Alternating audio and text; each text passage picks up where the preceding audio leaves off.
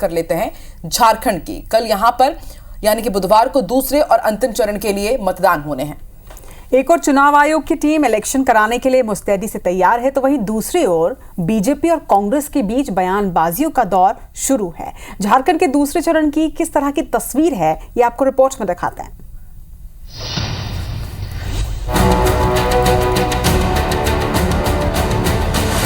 झारखंड के दूसरे और आखिरी चरण के चुनाव को लेकर महीनों तक चलने वाले प्रचार का शोर थम गया है।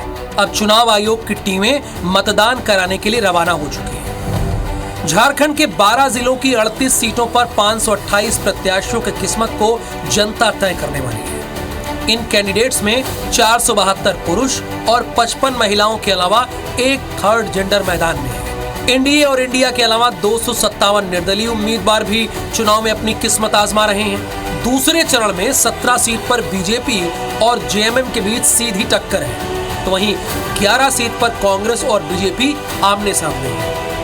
झारखंड के दूसरे चरण में कई सियासी दिग्गजों की किस्मत दांव पर है, जिनमें सीएम हेमंत सोरेन, उनकी पत्नी कल्पना सोरेन, बीजेपी के अध्यक्ष बाबूलाल मरांडी, सीता सोरेन और विधानसभा अध्यक्ष रविंद्रनाथ महतो समेत कई मंत्री शामिल हैं। बीजेपी ने जहां झारखंड में घुसपैठियों के मुद्दे पर जेएमएम कांग्रेस पर हमलावर है, तो वहीं कांग्रेस बीजेपी पर ध्रुवीकरण का आरोप लगा रही है कि वहां रोहिंग्या और बांग्लादेशियों को हेमंत सोरेन और कांग्रेस जिस ढंग से प्रश्रय दे रहे हैं, बेटी माटी और रोटी खतरे में है झारखंड। एक रहोगे तो सेफ रहोगे, बटोगे तो कटोगे, ये जरूर ध्यान में रख। झारखंड को बांग्लादेश बनाना चाहते हैं और रांची को कराची बनाना चाहते हैं। बनने दें न बांग्लादेश बनने दें।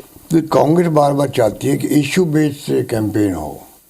महंगाई है, बेरोजगारी है, करप्शन हो रहा वहाँ पर, लॉ एंड ऑर्डर की स्थिति खराब है, उस पर बीजेपी वाले इसको पूरा ध्रुवीकरण कर रहे हैं। वहाँ पर ध्रुवीकरण कर रहे हैं, बटोगे तो कटोगे, एक है तो सेफ है।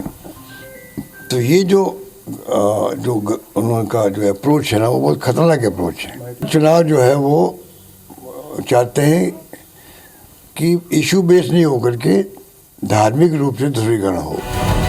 झारखंड में पहले चरण की 43 सीटों पर 65.27% वोटिंग हुई थी।